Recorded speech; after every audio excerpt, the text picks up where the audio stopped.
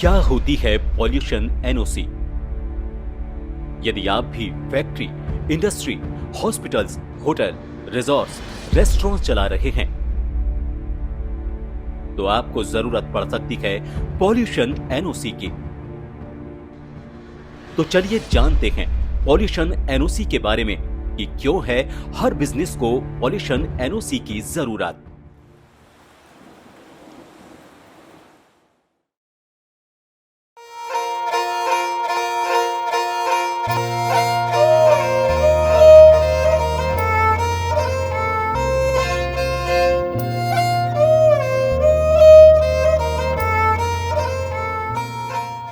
धन्यवाद विष्णु जी, आपसे मिलकर बहुत खुशी हुई। और मैं आज आपको इसलिए तकलीफ देना चाह रहा था कि अभी जो तत्कालिक प्रॉब्लम चल रही थी, एनओसी के जो नोटिस आए थे, तो मैं चाहूँगा कि ये एनओसी जो है पोल्यूशन कंट्रोल की, ये कितनी आवश्यक है होटल्स और रेस्टोरेंट्स के लिए, उसके ऊपर आप थोड़ी जानकारी दें। आपने तो कमाल कर दिया सर। आपके एफर्ट्स से सभी प्रकार के रेस्टोरेंट को काफ़ी फायदा हुआ है सर। आपके एसोसिएशन ने जो पोल्यूशन कंट्रोल विभाग को लेटर लिखा था, उसका इफेक्ट ये रहा है कि सर आज की डेट में सारे रेस्टोरेंट पोल्यूशन कंट्रोल विभाग के हिसाब से ग्रीन कैटेगरी में है। इससे सारे रेस्टोरेंट को काफ़ी फायदा हुआ है सर। आजकल क्लाइमेट चेंज की बहुत बड़ी प्रॉब्लम है और ग्लोबल वार्मिंग के प्रति सरकार बहुत तरह से गंभीर है।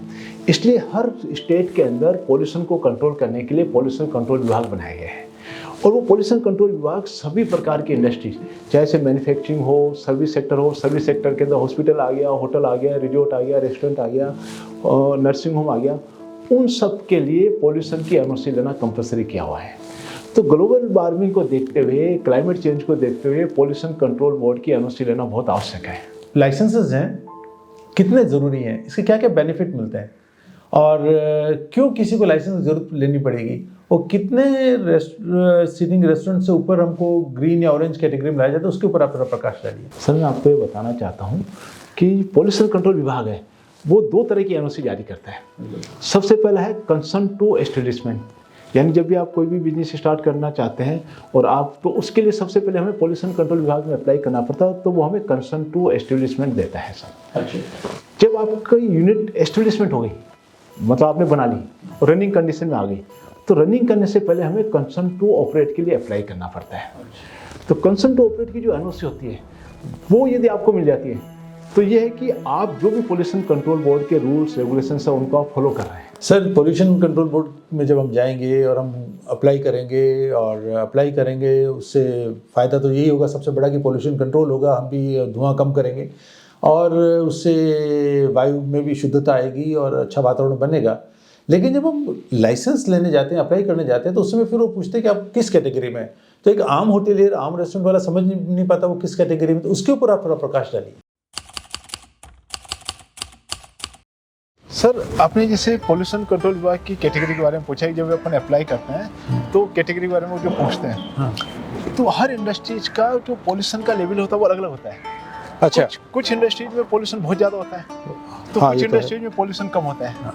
तो पोल्यूशन कंट्रोल विभाग ने 4 तरह की कैटेगरी बनाई है सर। अच्छा, तो एक तो रेड है, हाँ, एक है ऑरेंज, एक है ग्रीन, फिर वाइट कैटेगरी है। अच्छा, तो जो रेड कैटेगरी है ना सर, उसमें सबसे ज़्यादा पोल्यूशन होता है।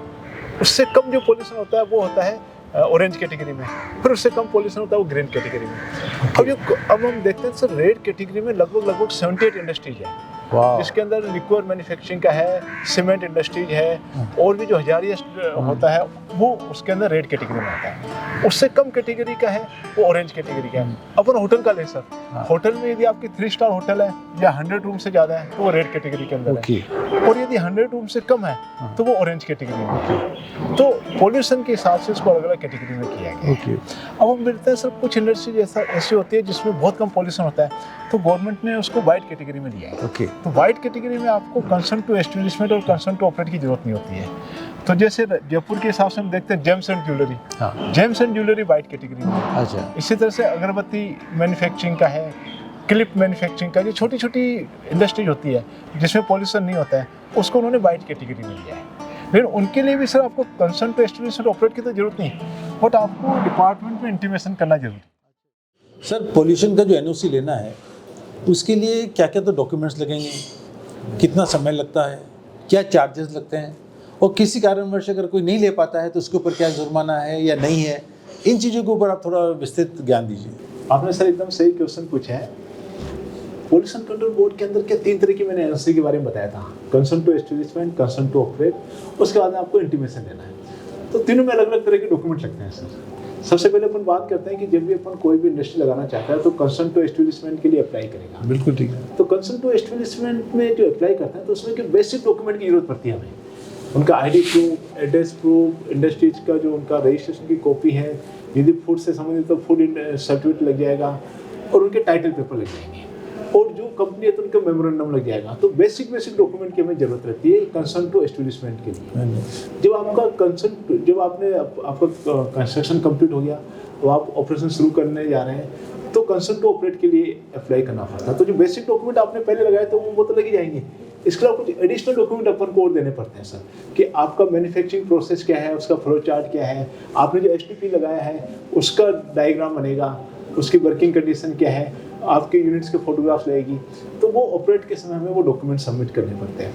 अच्छा, अलग अलग इंडस्ट्रीज के हिसाब से भी अलग अलग डॉक्यूमेंट देने पड़ते हैं। अच्छा, जैसे मान लो कुछ इंडस्ट्री ऐसी है जो हजारियस है, ई वेस्ट वाली है, तो उनका मैन्युफैक्चरिंग प्रोसेस क्या है, उनका डायग्राम क्या है, वो कहाँ वो उसके इक्विपमेंट है।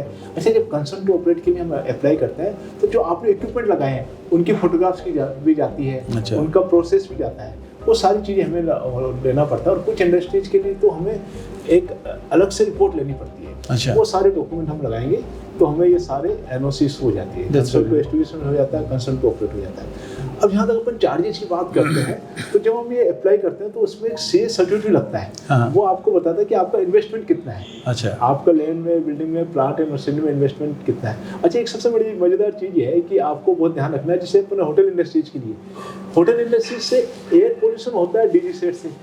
तो जब हम अप्लाई करेंगे तो डीजी सेट की जो कॉस्ट है वही हम अपनी उसमें लेंगे। अच्छा, कैपिटल कॉस्ट आप उसमें लैंड, बिल्डिंग, प्लांट और मशीन सारी चीज़ नहीं जोड़नी है। हाँ, वो तो बढ़िया बात, क्योंकि जो आपकी कैपिटल इन्वेस्टमेंट है उसी के हिसाब से आपका चार्ज लगेगा। तो जब भी हम होटल इंडस्ट्रीज के लिए, रेस्टोरेंट के लिए हम अप्लाई करेंगे तो हमें ध्यान रखना है कि जो इक्विपमेंट लगे उनकी कॉस्ट लेना है, land, building, plant and machine की कॉस्ट नहीं लेनी है। तो जो एक सीए के यहाँ से सर्टिफिकेट आएगा, उस सर्टिफिकेट के आधार पर आपके चार्जेज होंगे।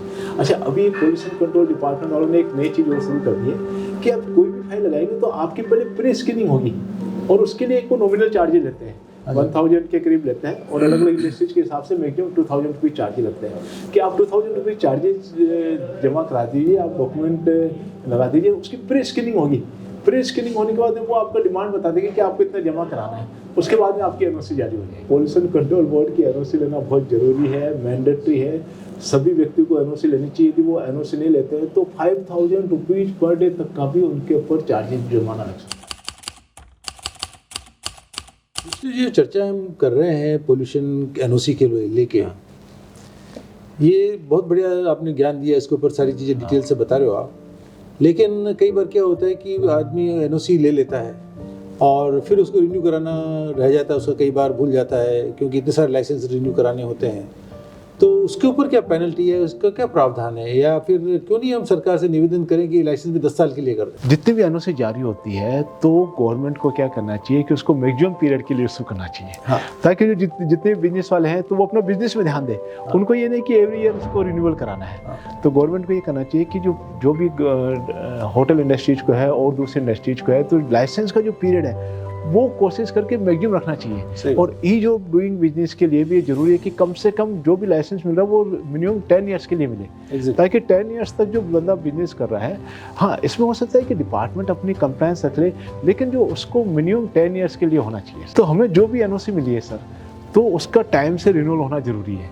यदि हमने टाइम से रिन्यूअल नहीं कराया तो दोबारा हम अप्लाई करेंगे तो एज न्यू की तरह अप्लाई होगा सर। और जैसे वो अपनी पुलिस जो भी हमारी लाइसेंस है कंसर्न टू ऑपरेट, वो जो खत्म होने वाला उसके 90 डेज पहले ही हम अप्लाई कर देंगे, तो हमें फॉर्मेलिटी भी बहुत कम रहेगी, केवल रिन्यूअल चार्जेज ही देना पड़ेगा, पेनल्टी भी नहीं लगेगी। एक और महत्वपूर्ण जो चीज़ है सर कि जो भी हमारी पॉलिसी, जो भी हमारा सर्टिफिकेट इशू होता है उसमें टर्म्स कंडीशन लिखी हुई होती है। अच्छा। तो उन टर्म्स कंडीशन का भी फॉलो करना बहुत जरूरी है। तो एक चीज़ वो नहीं हो गई कि जो भी हमें एनओसी इशू होती है उसकी ईयरली कंप्लेंट्स आपको ऑनलाइन सबमिट करना जरूरी होता है। अच्छा। जैसे CGW में है तो आप जो लोगो मेंटेन कर रहे हैं तो उसके अंदर आपको ऑनलाइन कंप्लेंट्स भेजना जरूरी है। इसी तरह से भी जो पॉल्यूशन के अंदर जो भी हमारी टर्म्स कंडीशन है उसको हमें फॉलो करना बहुत जरूरी है सर। विष्णु जी, तहे दिल से आपको बहुत बहुत धन्यवाद। व्यक्तिगत तौर पे भी और होटल रेस्टोरेंट एसोसिएशन और राजस्थान HRAR की तरफ से भी, सब मेंबर की तरफ से आपको बहुत बहुत धन्यवाद कि आपने इतनी बढ़िया चर्चा करी, इतना बढ़िया बताया, हर चीज़ को डिटेल में बताया है, क्योंकि पोल्यूशन का जो NOC लेना बहुत ही आवश्यक है और उसकी क्या क्या नॉर्म्स वगैरह आपने सब डिटेल में बताया है। कराओ तो क्या फ़ायदा है, नहीं कराओ तो क्या नुकसान है, हर चीज़ आपने बड़े तरीके से बताया, उसके लिए बहुत बहुत धन्यवाद।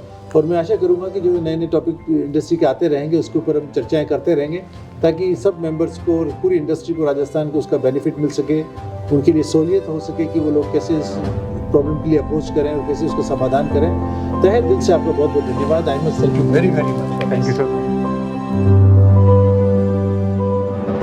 Web consultancy solution private limited एक ऐसी कंपनी है जिसमें गवर्नमेंट पॉलिसी के एक्सपर्ट, डेडिकेटेड टीम है जिसके द्वारा fire NOC, ground water NOC, bar licence, land use change, food licence, पर्यटन विभाग से प्रोजेक्ट अनुमोदन, एनवायरमेंट कंसल्टेंसी से संबंधित सभी कार्य किए जाते हैं। सबसे पहले लीगल टीम के द्वारा केस की स्टडी की जाती है, उसके बाद दूसरी टीम के द्वारा डॉक्यूमेंट तैयार किए जाते हैं। जरूरत पड़ने पर साइट विजिट भी की जाती है। प्रोफेशनल अप्रोच के साथ सभी कार्य समय से पहले किए जाते हैं। आप हमारी सेवा के लिए अपॉइंटमेंट लेकर आप हमसे ऑनलाइन या हमारे ऑफिस में आकर कंसल्टेंसी ले सकते हैं।